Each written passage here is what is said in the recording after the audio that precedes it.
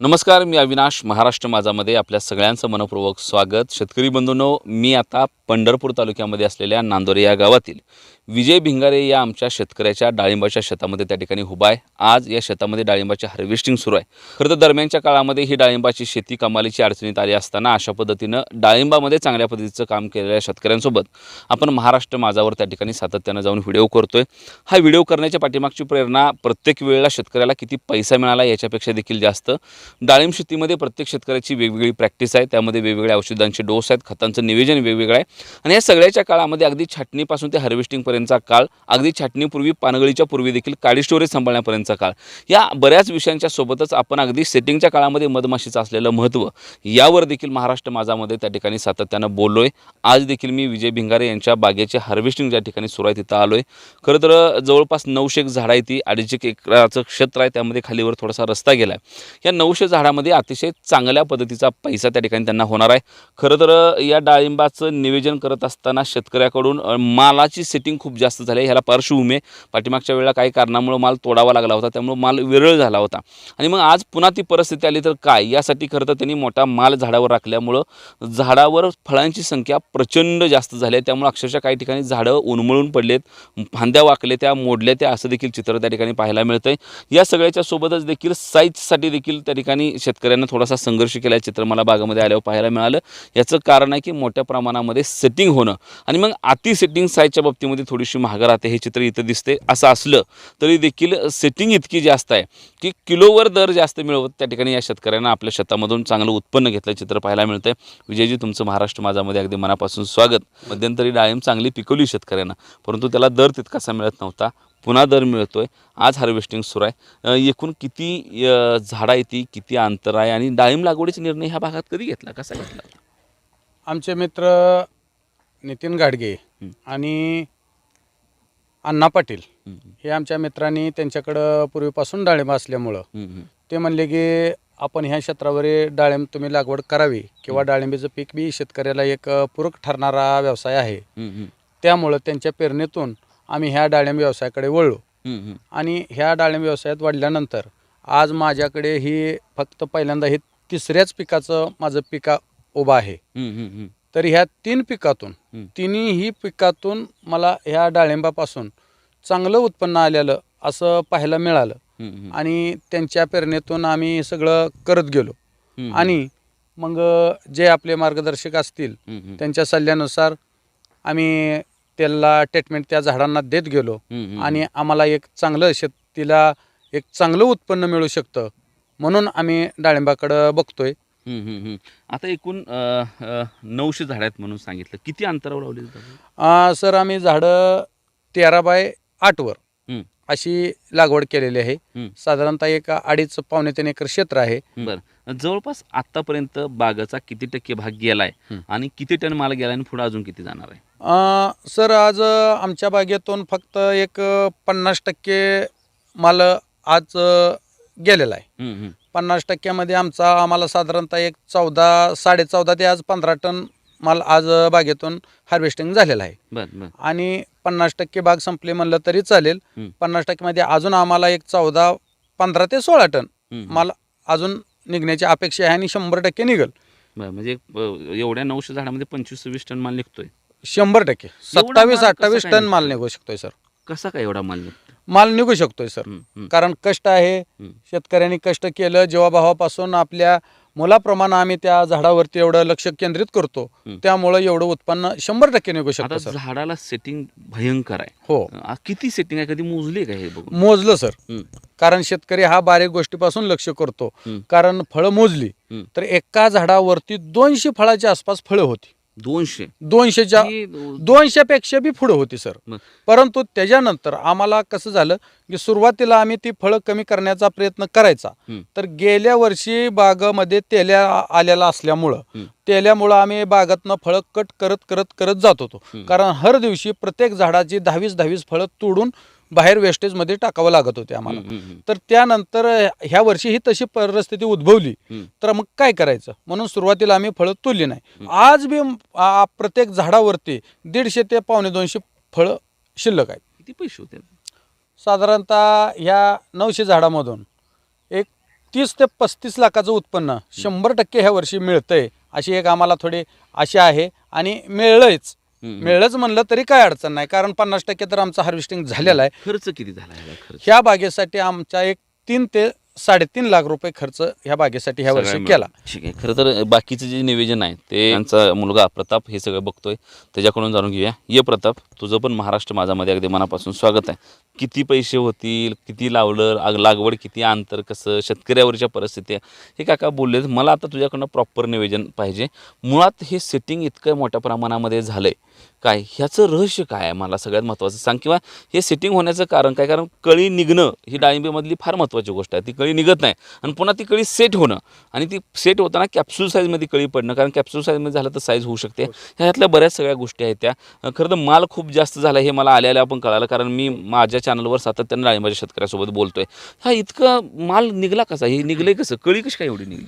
आता कळी निघण्यासाठी पहिल्यांदा छाटणी ही महत्त्वाची गोष्ट आहे. छाटणी जेवढी करता येईल चांगल्या पद्धतीने तेवढी जास्त कळी निघते. आता बरीच औषध आहेत तरी पण वेलनेस बायोसायन्स यांचं पुष्कर नावाचं जे प्रोडक्ट आहे ते आपण कळीसाठीला सुरुवातीला मारलं होतं. त्यातून आम्हाला कळीला चांगल्या प्रकारे रिझल्ट भेटला. पुष्कर? हो, पुष्कर नावाचं प्रोडक्ट आहे त्यांचं. कळीसाठी आपल्याला चांगला रिझल्ट भेटला त्याचा. त्या प्रोडक्टचा वापर केल्यानंतर जी झाडं कमी प्रमाणात कळी होती ते कळीचं प्रमाण वाढलं. त्यामुळे आता ही एवढी निघलेली कळी सेट होणं पण गरजेचं होतं. ते सेट व्हायला काय केलं? आता विषय असा झाला की बऱ्याच अडचणी आल्या कळी निघायला, सेट व्हायला. मग त्या वेलनेस बायोसायन्सचे जे साहेब होते त्यांनी आम्हाला सांगितलं की आमचं हे पुष्कर कळीसाठी, नंतर वेल सेट हे सेटिंग होण्यासाठी असे 2-3 प्रोडक्ट आहेत त्यांचे, त्याचा वापर करा. सेटिंगच्या वेळेस पण आपण बरीच औषधं मारली, त्यावेळेस त्यांचं ते वेल सेट बी मारलं, त्याचा बी आपल्याला चांगला रिझल्ट भेटला. वेल सेटचा रिझल्ट आला. वेल सेट काय सेटिंग करते? हां, वेल सेट जे औषध आहे ते कळीच्या पाकळीत गेलं ते सेटिंग होण्यास ते मदत करते. बरं, सेटिंग झाल्यानंतर असं कधी वाटलं नव्हतं का की माल लय सेटिंग होतोय, तो काढला गेला पाहिजे? नाही, वाटलं, बऱ्याच वेळा वाटलं. पण गेल्या वर्षी काय झालं, आपल्या झाडावर एक 125 ते 150 फळ होतं. तेल्या ह्या रोगामुळं त्यातलं एक 60 ते 70 फळ आपल्या फक्त बागावर राहिलं होतं. एवढं फळ तेल्यामुळे गेलं.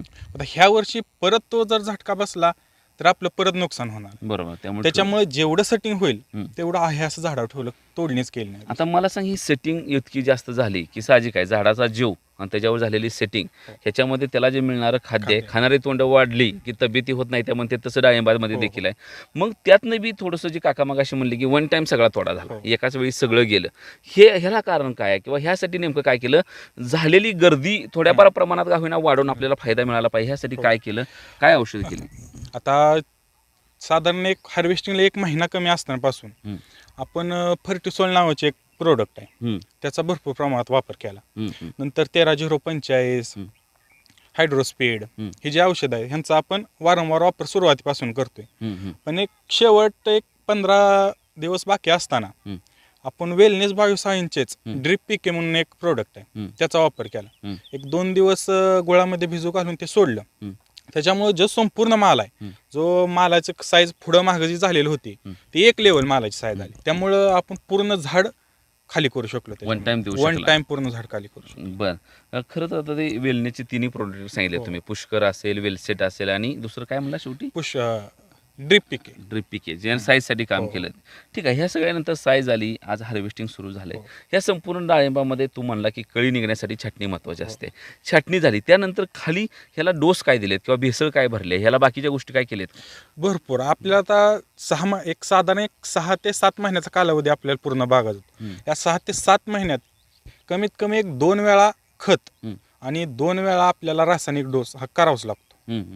सुरुवातीला बाग धरताना वेळेस खत आणि रासायनिक डोस, नंतर बागाला ज्यावेळेस सेटिंग होईल, ज्यावेळेस माल आपल्याला फुगवायची गरज आहे त्यावेळेस अजून एकदा रासायनिक डोस आणि खत हे टाकणं गरजेचं आहे. आणि आपण ते टाकलंय त्यामुळे आपल्याला एवढा रिझल्ट बसला. आता मी बागेत जर बघितलं तर मालावर काही ठिकाणी असे डाग मला चट्टे दिसतात.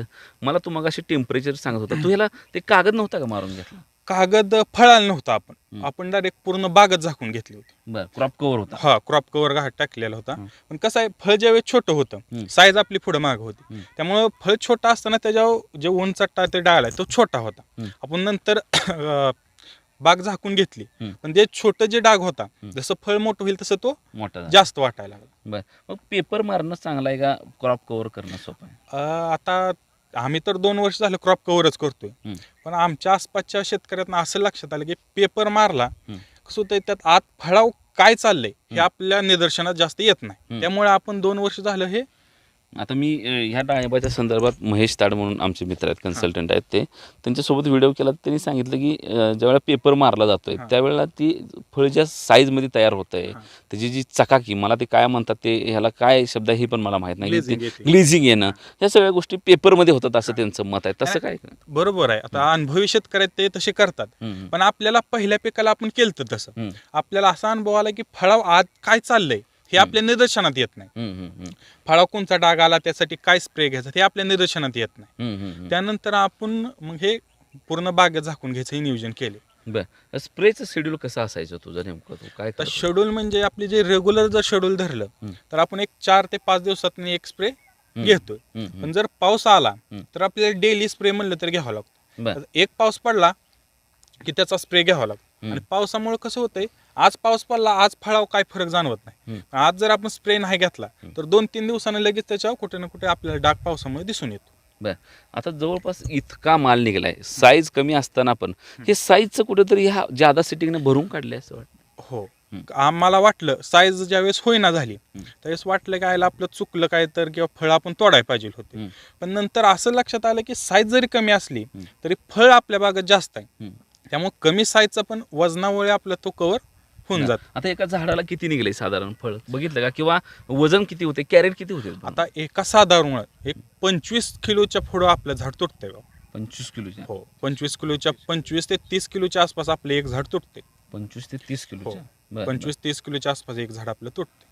बरं, बरं. आज जेव्हा एवढा माल निघाला आहे, जवळपास वडिलांशी बोललो तेव्हा त्यांनी सांगितलं की 30-35 लाखाची गेम आहे, खर्च आहे. हे बोलताना शेतकऱ्यांना ही देखील गोष्ट सांगितली की दरवर्षी इतकंच होईल हे सांगता येत नाही. शेतकऱ्याच्या हातामध्ये चांगल्या पद्धतीचं उत्पादन अन्न असतंय, त्याचा दर किती असलं हे बाजार ठरवतो. दुर्दैवानं बाजार असेल, सरकारची धोरणं असतील, एका बाजूला उत्पादनाचा खर्च वाढवत जात असताना शेतकऱ्याला प्रत्येक वेळा दर चांगला मिळणं, उत्पन्न होईल हे सांगताच येत नाही. त्यामुळं शेतकऱ्याला पैसे झाले म्हणजे वा शेतीतनं किती पैसा मिळतो ही गोष्ट नाही आहे. शेतकऱ्याचं बऱ्याच वेळा नुकसान देखील होतं, फक्त ते बऱ्याच वेळा माध्यमातून पुढे येत नाही. चांगलं झालं की आमच्यासारखी लोक पण जाऊन सांगतात, दाखवतात, कौतुक करतात, परंतु वाईट झालं त्यावेळेस शेतकरी बिचारा एकटाच ते सगळं नुकसान त्या ठिकाणी सहन करत असतो. म्हणून आपण महाराष्ट्र माझा आवर्जून थोड्याशा दुःखाच्या देखील गोष्टी, वस्तुस्थिती लोकांपर्यंत आणण्याचे देखील प्रयत्न त्या ठिकाणी आम्ही करतोय.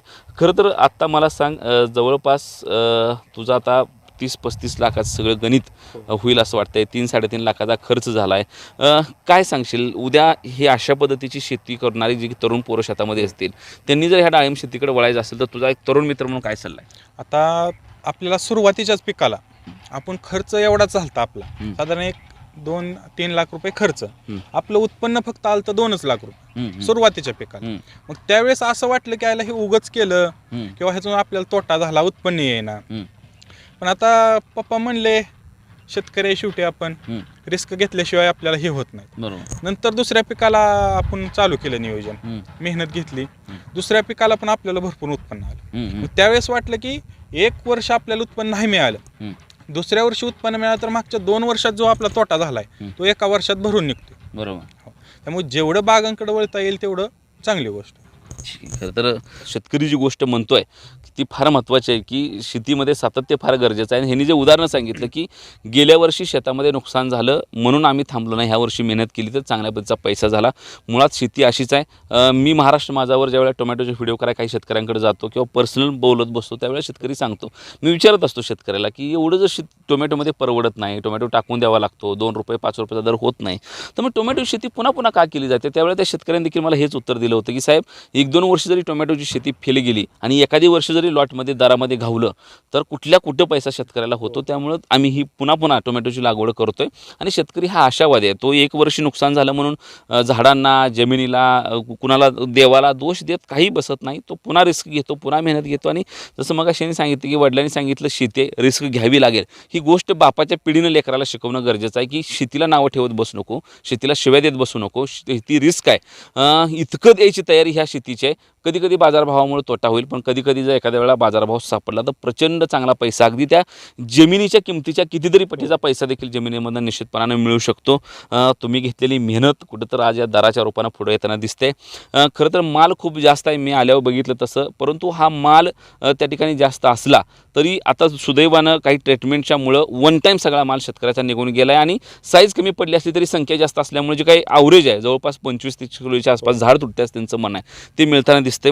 या शेतकऱ्यानं इतकी चांगली सेटिंग येण्यासाठी जसं मग सांगितलं की ते वेलनेस कंपनीचं मग पुष्कर असेल, ती आलेली कळी टिकण्यासाठी वेलसेट असेल, किंवा शेवटच्या टप्प्यामध्ये ही इतका माल असून देखील थोडी तरी साईज वाढली पाहिजे ह्या उद्देशाने त्यांनी केलेली वेलनेसच्या वेगळ्या ट्रीटमेंट असतील, या सगळ्याच्या माध्यमातून शेतकऱ्याला चांगल्या पद्धतीनं माल आल्याचं चित्र पाहायला मिळतं. आणि यातून आज 137 रुपयांचा दर वन टाईम सगळी तोडणी होते आणि त्यातून शेतकऱ्याला जर 30-35 लाख रुपये मिळत असतील, 3-4 लाखाचा खर्च जात असेल, तर या 900 झाडात जर 30 लाख रुपये जरी राहिले तरी 2-3 वर्षे सलग होणारं नुकसान भरून त्याचा खर्च वाचून त्याचा प्रपंच निश्चितपणाने या शेतीमधून चालू शकतो. त्यामुळे भावानो, शेती ही आपल्याला प्रचंड देणारी गोष्ट आहे. शेतीतून आपल्याला आपलं भविष्य निर्माण करता येऊ शकते. फक्त दम धीर धरून संयम ठेवून चांगल्या पद्धतीचं नियोजन घातलं, शेतकऱ्याची मेहनत, त्याला चांगले प्रोडक्ट मिळाले तर निश्चितपणानं या शेतीतून अशा पद्धतीचा चांगल्या पद्धतीचा नफा शेतकऱ्याला होऊ शकतो. हीच गोष्ट आजच्या या भिंगारे बंधूच्या शेतातून त्या ठिकाणी आपल्याला शिकायला मिळते.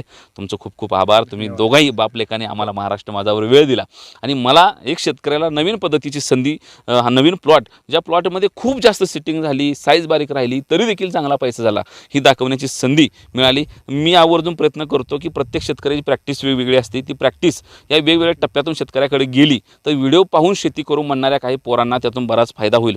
याच चांगल्या उद्देशानं आपण हा व्हिडिओ करतोय. शेतकऱ्याला किती पैसा झाला हे दाखवणं या व्हिडिओचा हेतू नाही, परंतु डाळिंबाची शेती वाचायला लागले, डाळिंबाचा शेतकरी शेतीमध्ये मेहनत करायला लागला आणि ह्या शेतीतून देखील चांगला अर्थकारण होऊन प्रपंच चालू शकतो, इतकंच दाखवण्याचा हेतू आपला आहे. कॅमेरामन मुकेशसह मी अविनाश, महाराष्ट्र माझा, पंढरपूर.